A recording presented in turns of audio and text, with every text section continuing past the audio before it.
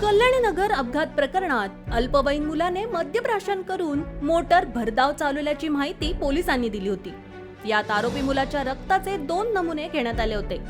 ससूनच्या नमुन्यात डॉक्टरांनी फेरफार केल्याने त्यांना अटक करण्यात आली। मात्र औंध रुग्णालयात तपासणीसाठी पाठवलेल्या रक्ताच्या नमुन्यातही मद्यांश नसल्याचं आढळून आलंय। अपघातानंतर 1.5 तासाच्या आत रक्ताचे नमुने न घेतल्याने रक्तात मद्यांश आढळून आला नसल्याचं सांगण्यात येत आहे।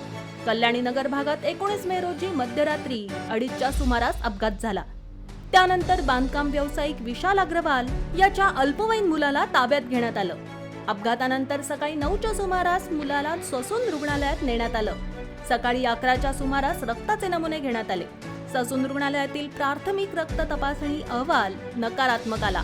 पोलीस आयुक्त अमितेश कुमार यांना हा अहवालाचा संशय आल्याने 19 मे रोजी सायंकाळी 7च्या सुमारास औंध येथील जिल्हा रुग्णालयात अल्पवयीन मुलाचे रक्ताचे नमुने घेण्यात आले। रक्ताच्या नमुन्याचे अहवाल रविवारी दिनांक 26 मे रोजी पोलिसांना मिळाले। दोन्ही अहवालात मुलाच्या रक्तात मद्यांश आढळला नाही।